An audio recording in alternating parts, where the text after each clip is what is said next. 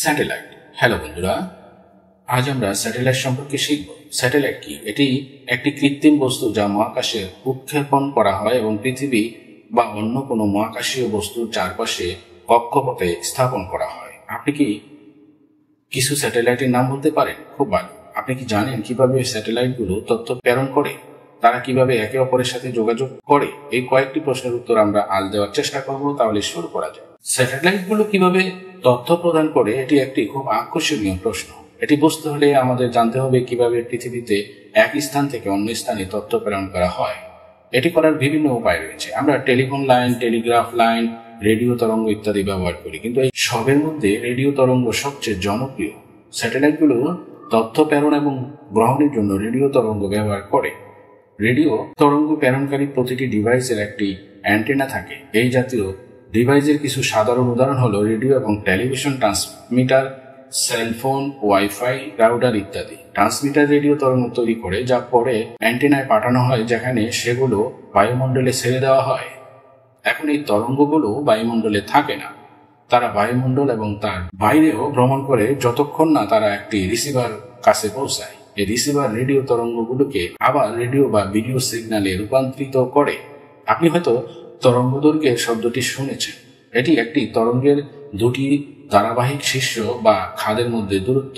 Radio তরঙ্গের তরঙ্গদৈর্ঘ্য খুব দীর্ঘ, সাধারণত 1 মিলিমিটার থেকে 100 মিলিমিটার পর্যন্ত। উপগ্রহগুলো উচ্চ ফ্রিকোয়েন্সি রেডিও তরঙ্গ ব্যবহার করে, যার তরঙ্গদৈর্ঘ্য 3000 থেকে 300 গিগাবাইট পর্যন্ত হতে পারে।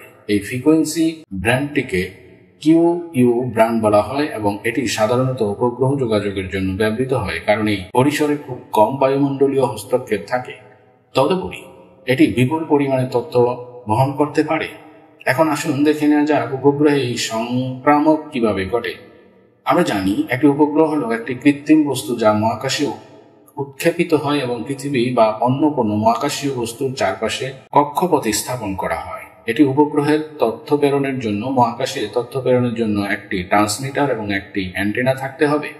উপগ্রহ যখন পৃথিবীর চারপাশে কক্ষপথে থাকে, তখন এরা ট্রান্সমিটার ক্রমাগত রেডিও তরঙ্গের মাধ্যমে তথ্য প্রদান করে। এই রেডিও তরঙ্গগুলো একটি স্থল স্টেশনের দ্বারা তোলা যেতে পারে। এই গ্রাউন্ড স্টেশনগুলো সাধারণত পৃথিবীর পৃষ্ঠে অবস্থিত এবং উপগ্রহ থেকে সংকেত সংগ্রহ করার জন্য বড় অ্যান্টেনা দিয়ে সজ্জিত।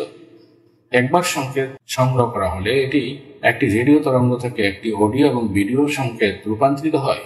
এখন এই প্রক্রিয়াটি বিপরীত করা যেতে পারে। একই ধরনের সংকেত একটি গ্রাউন্ড স্টেশন থেকে একটি স্যাটেলাইটে পাঠানো যেতে পারে এবং এইভাবেই উপগ্রহগুলো একে অপরের সাথে যোগাযোগ করে। এখন আসুন একটি স্যাটেলাইটের গঠন দেখি।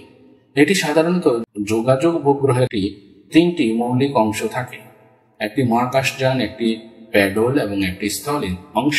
মহাকাশযান মূলত সেই হার্ডওয়্যার যা প্যালোডকে কক্ষপথে বহন করে। এটি উপগ্রহকে প্রয়োজনীয় চালনা এবং শক্তি সরবরাহ করে। প্যালোড হলো সেই সরঞ্জাম যা আসলে সেই কাজটি সম্পন্ন করে যার জন্য উপগ্রহটি উৎক্ষেপণ করা হয়েছিল। একটি যোগাযোগ উপগ্রহে প্যালোড, ট্রান্সপন্ডার, অ্যান্টেনা বা পাওয়ার সাপ্লাই নিয়ে গঠিত। গ্রাউন্ড সেগমেন্ট হলো পৃথিবীতে অবস্থিত উপগ্রহ ব্যবস্থার অংশ। এতে গ্রাউন্ড স্টেশনগুলি অন্তর্ভুক্ত রয়েছে যা উপগ্রহের সাথে যোগাযোগ করতে ব্যবহৃত হয়। এখন আসুন কিছু উপগ্রহের উদাহরণ দেখি। 1957 সালে সোভিয়েত ইউনিয়ন পৃথিবীর কক্ষপথে প্রথম কৃত্রিম উপগ্রহ উৎক্ষেপণ করে। এর নাম ছিল স্পুটনিক 1। তারপর থেকে অনেক দেশ অনেক উপগ্রহ উৎক্ষেপণ করেছে। এই উপগ্রহগুলো আমাদের জীবনযাত্রার বিকল্প এনেছে। তারা আমাদের টেলিভিশন, টেলিযোগাযোগ, আবহাওয়া পূর্বাভাস, নেভিগেশন ইত্যাদির মতো অনেক পরিষেবা প্রদান করে। বাংলাদেশ স্যাটেলাইট কোম্পানি লিমিটেড, যা সাধারণত বিএসসি নামে পরিচিত, বাংলাদেশ জাতীয় উপগ্রহ অপারেটর, এটি 1986 সালে প্রতিষ্ঠিত একটি সরকারি মালিকানাধীন সংস্থা। সংস্থার মূল লক্ষ্য হল বাংলাদেশের জনগণকে উপগ্রহ ভিত্তিক যোগাযোগ পরিষেবা প্রদান করা। বিএসসি 2টি ভূ-স্তর গ্রহ পরিচালনা করে, যথাক্রমে বিএসসি 1 এবং বিএসসি 2। এই উপগ্রহগুলো যথাক্রমে 119.1 ডিগ্রি পূর্ব এবং 88.2 ডিগ্রি পূর্ব দ্রাঘিমাংশে অবস্থিত। বিএসসি তার গ্রাহকদের টেলিভিশন সম্প্রচার, টেলিযোগাযোগ, ইন্টারনেট ইত্যাদি সহ বিস্তৃত পরিসরের পরিষেবা প্রদান করে। কোম্পানিটি অদূর ভবিষ্যতে নিজস্ব উপগ্রহ উৎক্ষেপণের পরিকল্পনাও রয়েছে। তো বন্ধুরা, এটি ছিল স্যাটেলাইট সম্পর্কে। আশা করি আপনি ভিডিওটি উপভোগ করেছেন। যদি তাই হয় তাহলে লাইক বাটনে ক্লিক করুন এবং আরো আপডেটের জন্য সাবস্ক্রাইব করুন। ধন্যবাদ। আপনার দিনটি শুভ হোক সে প্রত্যাশায়। আল্লাহ হাফেজ।